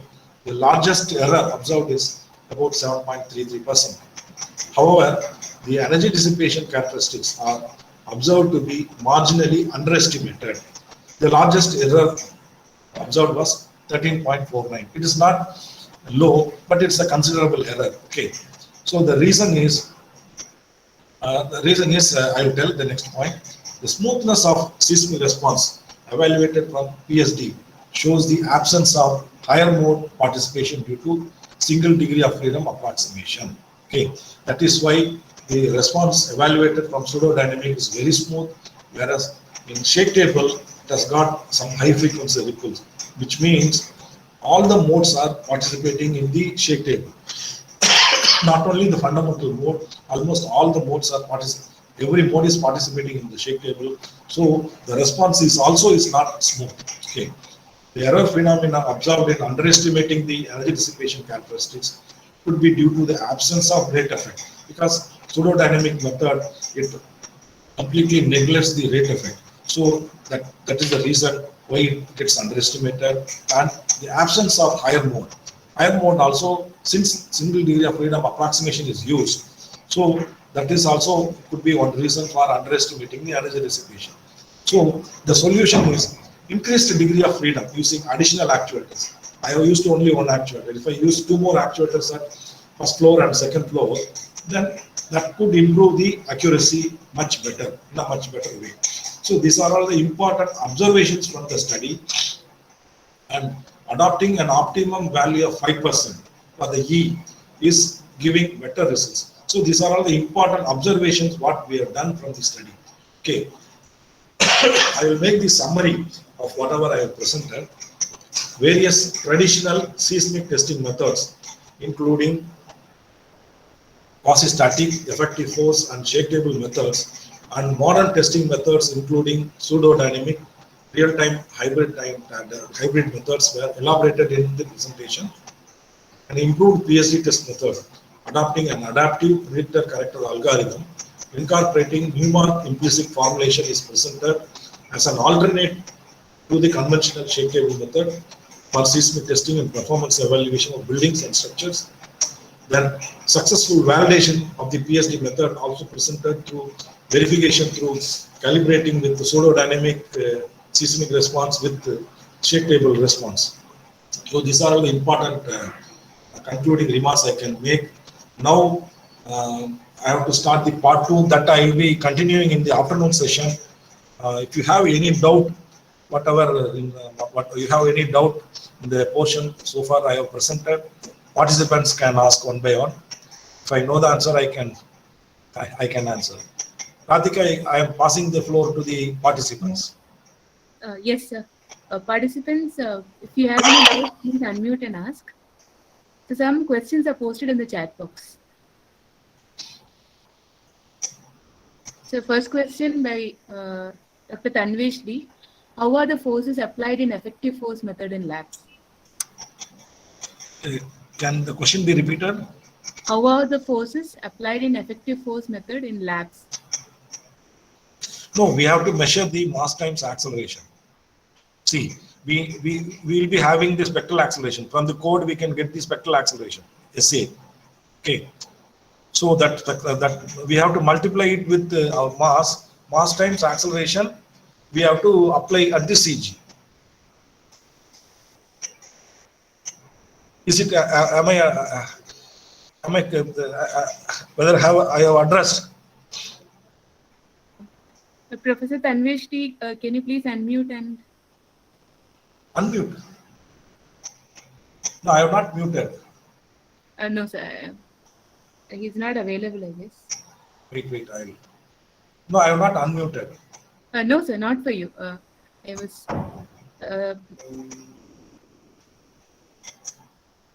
Tanvesh D had posted the question, so I was wondering if he is available, he can unmute and speak. So there's another question. For application to real systems, how do we program these algorithms? Pardon? Can For application to real systems, Hmm. how do we program these algorithms? This was asked by Dr. Suhasini Madekar. No, real system means I didn't get. Dr. No, Sir, this may I Suhasini, ask?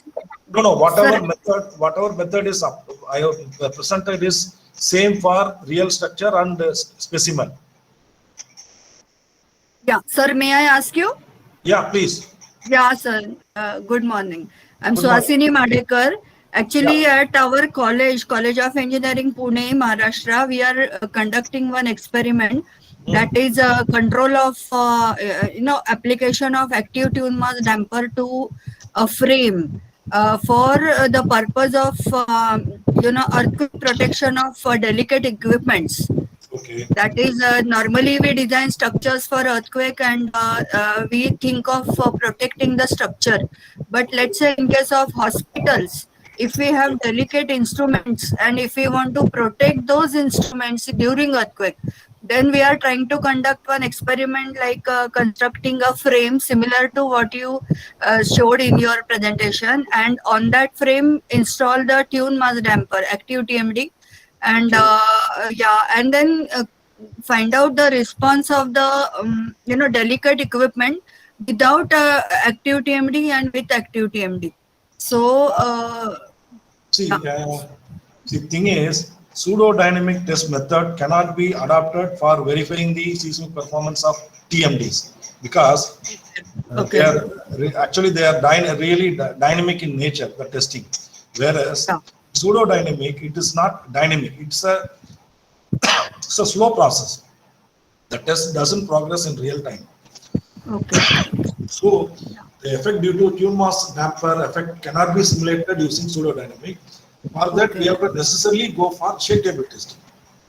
Yes. Okay, sir. Yeah, thank you. so there is another question. How to simulate the earthquake ground motions and apply it to shake table? See, actually, earlier there were no analytical tools, but now there are online tools are available like SwimQuack.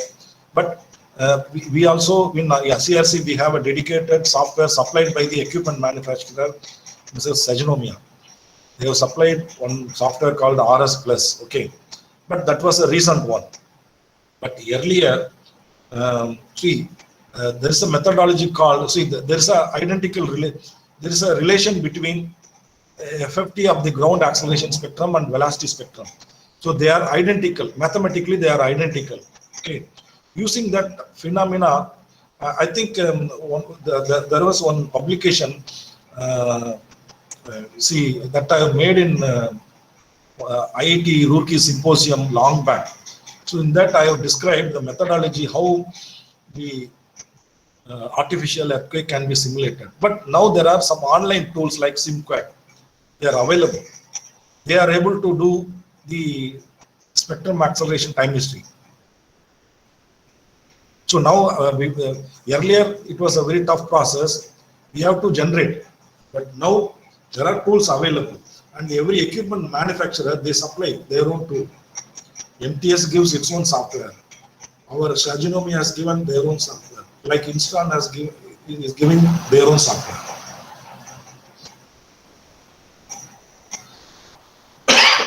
But it's a mathematical process. Right now I cannot explain, but it is available. Mathematical process is available. I think in my presentation I put my name as one of the reference. So in that reference it says how to generate the artificial earthquake for shake table testing. But right now my answer is there are online tools are available for generating artificial earthquake for shake table testing. One among them is SimQuack.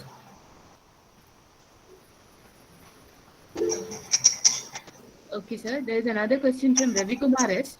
How to say the building is safe from earthquake magnitude of 7 Richter? Magnitude of 7. See, it's this question, actually, Normally, from structural engineer point, we don't deal with the Richter scale, okay?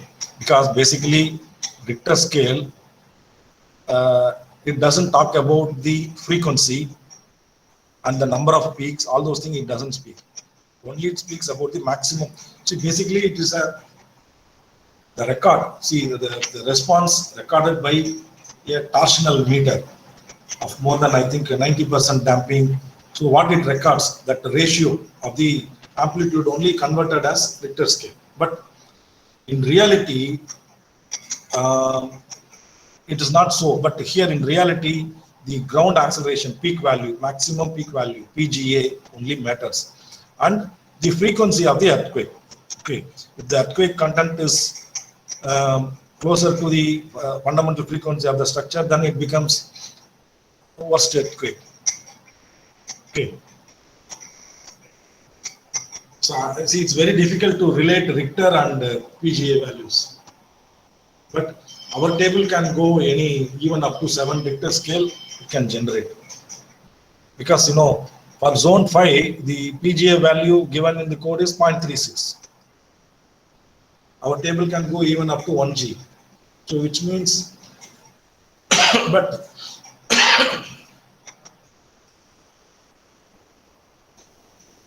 I think whether I answered correctly or not, I do not know. The only question, the person who has asked the question only can tell. Because Richter scale doesn't give any information. The number of peaks, and it doesn't speak about the frequency of the oscillation and the acceleration content. This is what. So in most of the thing, nobody uses Richter while the seismic design. They use only the PGA and the spectrum values. Or for critical cases, we need to have the time. We have to do time history analysis, and we have to get the critical responses.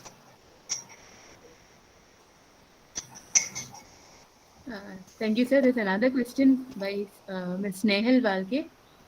She says, in lab, how can earthquake load be applied to the beam? Can I get the setup in Pune? No, we cannot apply a random load to a beam. Okay. Thing is, a random load can be safer than a dynamic load.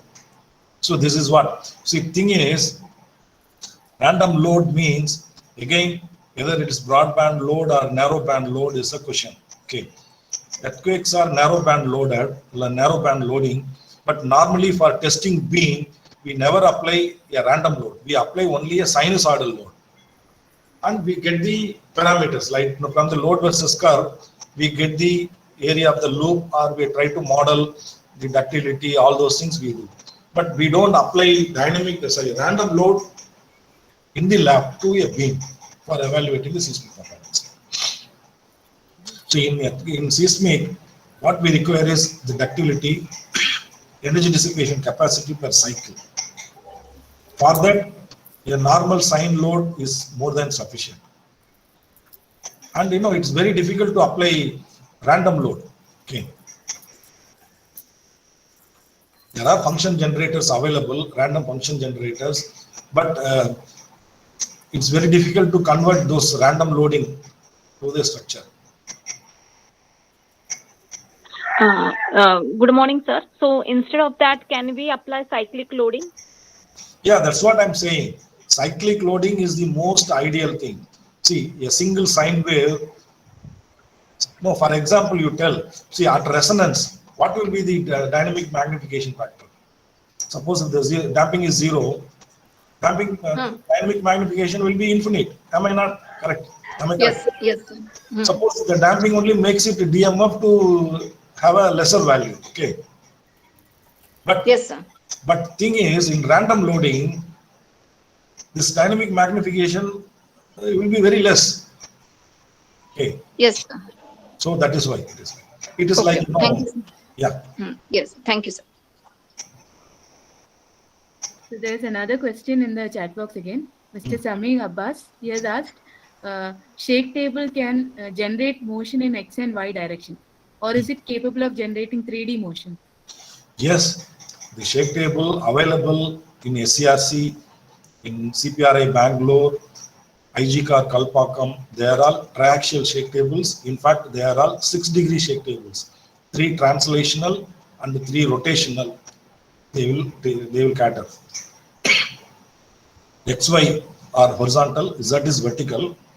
Then corresponding rotation also possible. They are all 6-degree shake tables. They are most advanced shake tables. Vertical motion is possible. See, and they are capable of generating equal G in vertical direction also.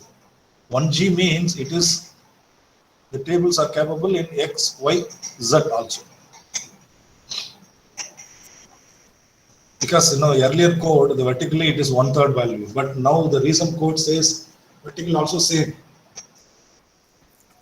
Suppose if I apply 0.1G in the XY, vertically also 0.1G I have to apply. So all the shake tables available are triaxial shake tables. In fact, they are all 6-degree shake tables. Rotation also can be given as input.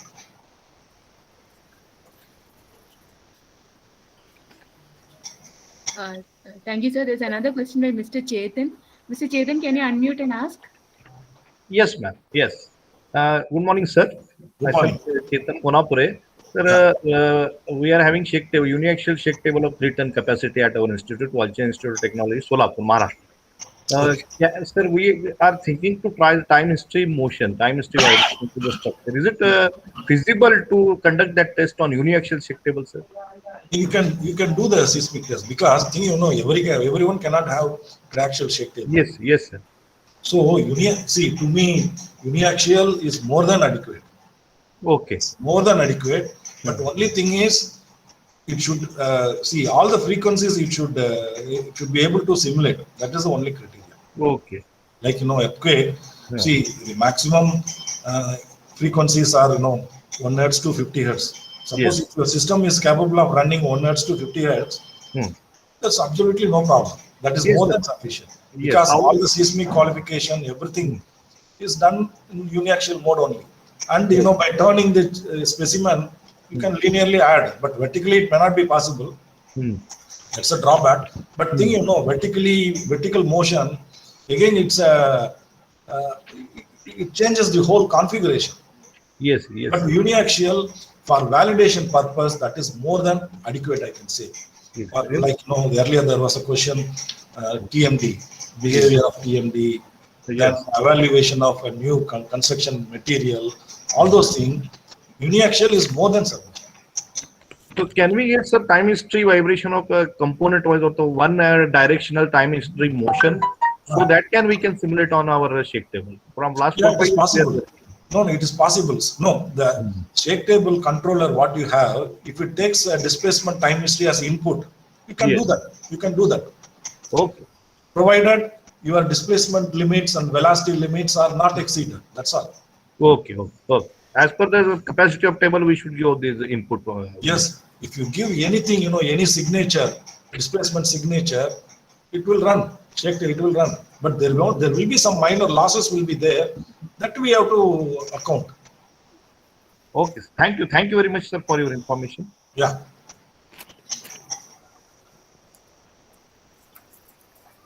Good morning, everybody.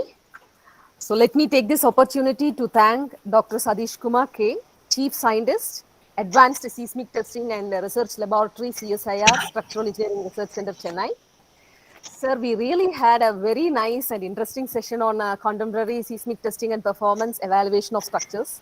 We really got enlightened with the different dynamic and seismic testing methods, the steps, procedures, numerical methods, algorithms, etc. Yeah. Thank you, sir.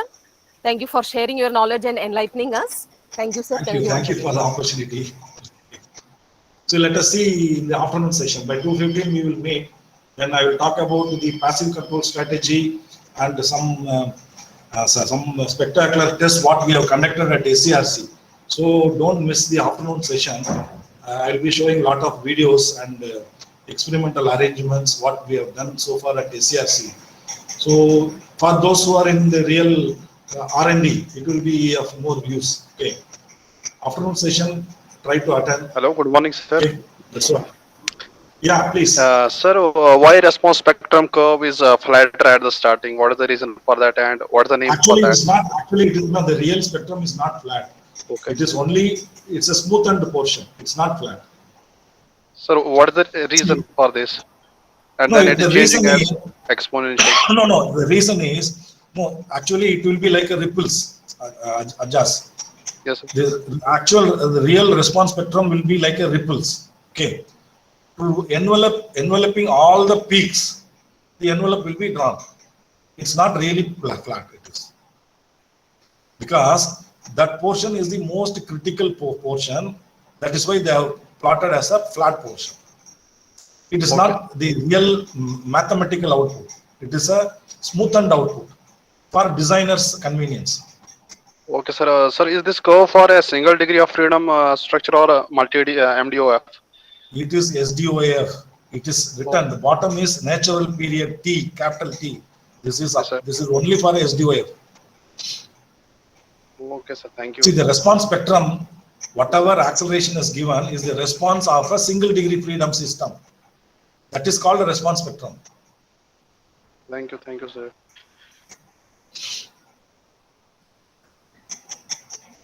Hello, sir.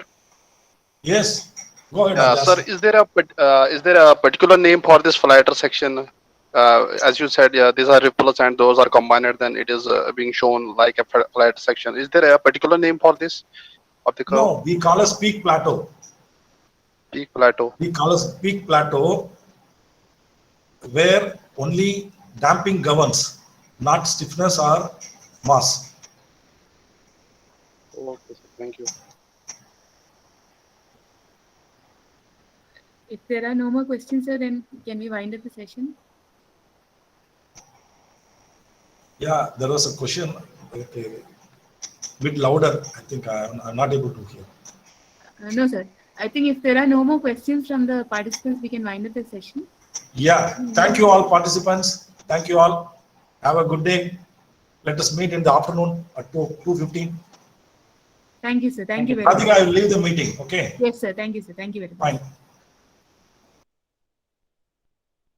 Dear participants, please join for the next session at 11:30 a.m. by Dr. Shreyas VC. It will be at 11:30 in a different link. Thank you. Thank you very much.